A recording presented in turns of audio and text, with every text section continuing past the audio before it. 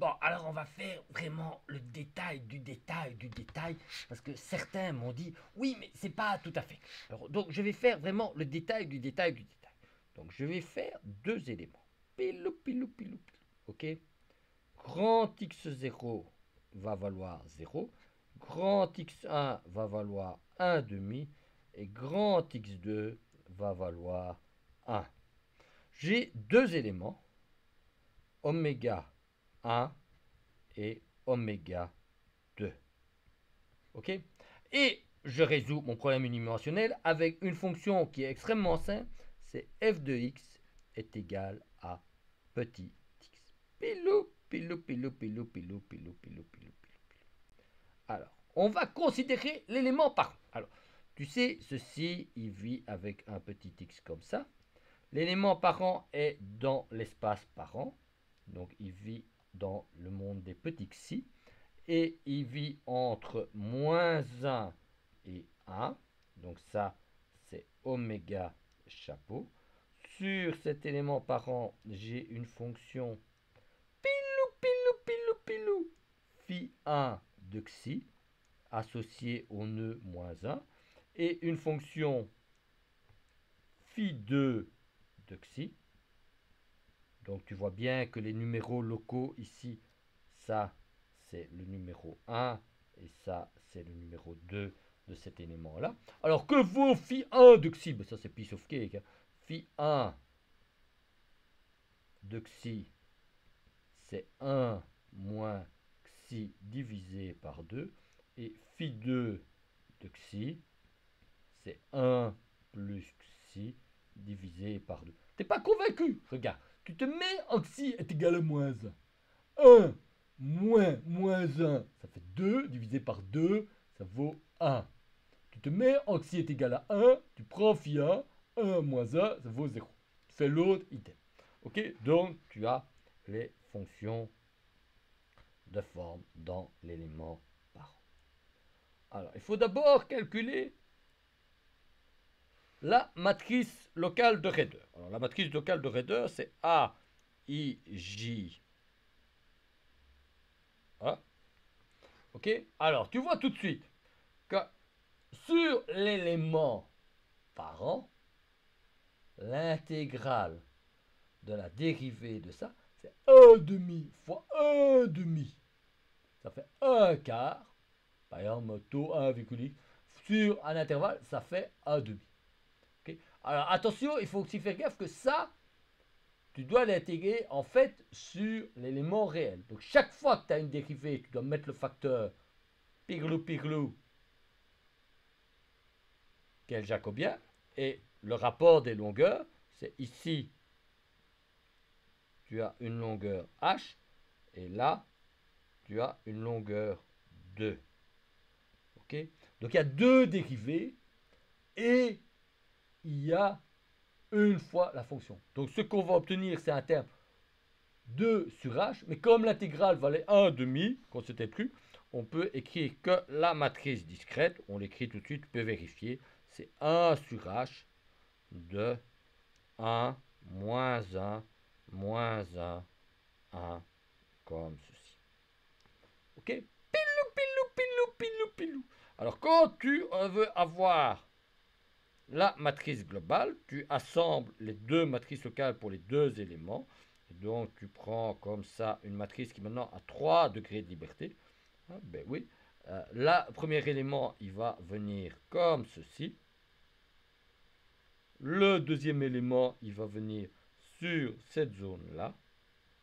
Voilà, voilà, voilà. Et tu vas obtenir, pirlou, pirlou, pirlou, tu te concentres à mort. 1, 1 plus 1, 2, 1, moins 1, moins 1, moins 1, moins 1. Bon, maintenant, il faut calculer BIE. Alors, regarde bien. BIA, c'est tu te mets sur l'élément parent. Et sur l'élément parent, tu peux observer, hein, si tu te mets comme ça sur l'élément parent, que fondamentalement, la fonction x, on peut l'écrire de la manière suivante. On peut l'écrire comme x1 E la valeur de x local au point 1 fois phi 1 de xi plus x2 1 de phi 2 de xi. Donc, en d'autres mots, je peux écrire ceci. Je fais le changement de variable pour intégrer sur l'élément parent. Donc, je mets ici h demi et je mets là h demi. Et j'intègre sur l'élément parent. Regarde, j'intègre sur l'élément parent. On va le mettre comme ça. Entre moins 1 et 1. Moins 1 et 1. J'écris les valeurs nodales. x1, x1, x2, x2. Comme il est sur l'élément local, on met un petit e ici, un petit e ici, un petit e ici, un petit e ici. On va mettre une parenthèse comme ceci, une parenthèse comme ceci, parenthèse comme ceci, comme ceci. Et on multiplie ça par les fonctions de forme. Ça, c'est phi 1. Là, on multiplie par phi 1. Là, on met phi 2. Là, on met phi 1. Là, on met phi 2.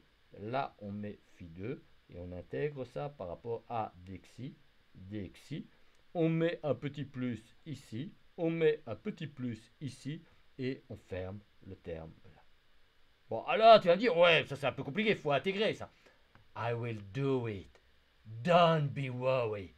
The daddy will do it for you. The master will do it for you. We will do. You will be the master of the finite element.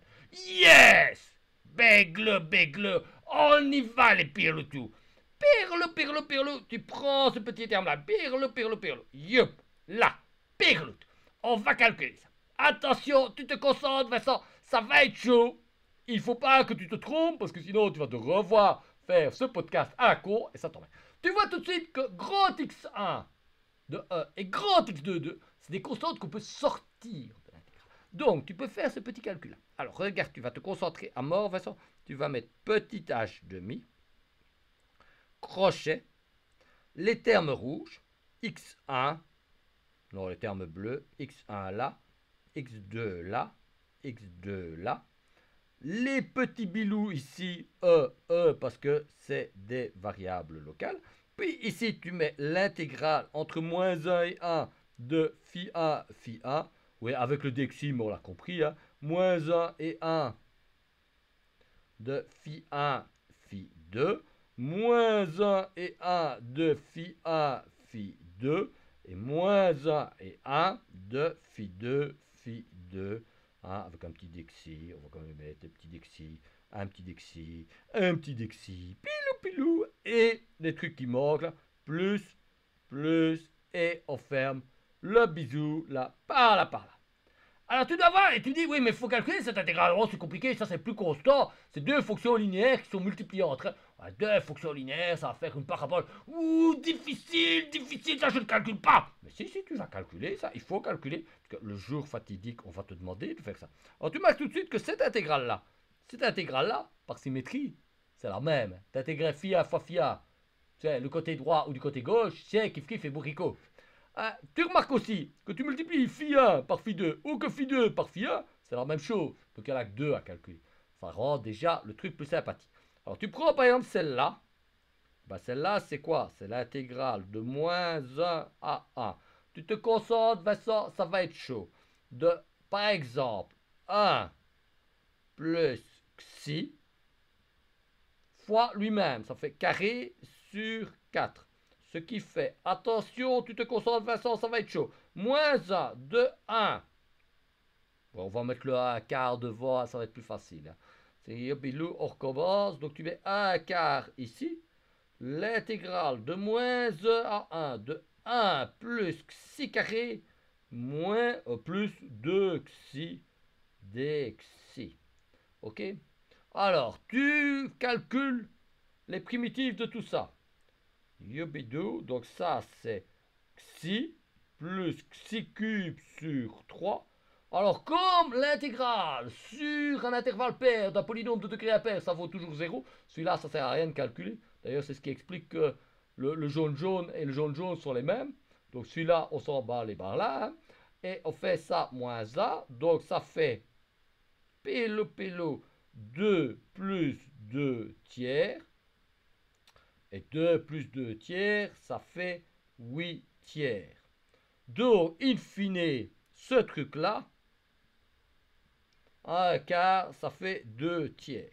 Il reste l'autre intégrale. Tu vas me dire, oh, l'autre intégrale, c'est compliqué. Mais non, hein, l'autre intégrale, c'est simplement moins 1 à 1 de 1 moins xi carré sur 4. Hein, ce qui va te faire, ben, maintenant, un quart. Pélo, de maintenant simplement 2 moins 2 tiers. Hein, et 2 moins 2 tiers, ça fait, ben oui, ça fait 6 moins 2, ça fait 4 tiers. Et donc, ça fait 1 tiers.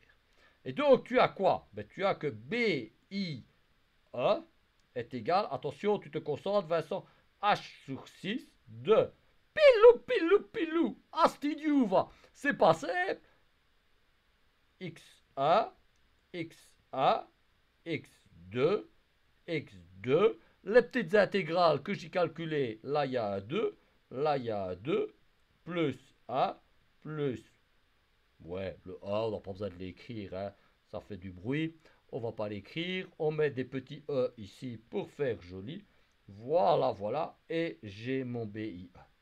Et comme je suis content d'avoir mon BI1, je vais le déplacer un petit peu comme ça ici, je vais le mettre là, on va lui faire une petite boîte parce qu'on est content d'une si jolie équation. Voilà une petite boîte pour suivre. On va même lui mettre un petit bonhomme sympa. Voilà un petit monstre sympathique pour ma matrice locale. Voilà. Oui, un petit dessin comme ça. Ça fait toujours du bien dans un petit podcast. Un petit dessin, ça ne peut jamais faire de tort à la famille. Donc tu prends ça. Pilou. Voilà. Donc, on a la petite formule. Tu prends la petite formule. Voilà. Tu la mets ici. Voilà. Et alors, évidemment, il faut obtenir le BI global. Donc, il faut assembler celui du premier élément et celui du deuxième élément. Attention, c'est compliqué. Donc, tu as le premier élément et le deuxième élément. Donc, tu vas écrire BI. Donc, ça va être un truc à 3 éléments. Donc, tu as d'abord le premier ici. Tu vois le premier élément, là, oméga 1, qui est là, et le deuxième élément qui est là. Ok? Ça, c'est oméga 2. Hein, on va leur donner des petits noms. On va dire qu'oméga 1, c'est Benoît. Et on va dire que oméga 2, c'est Léa.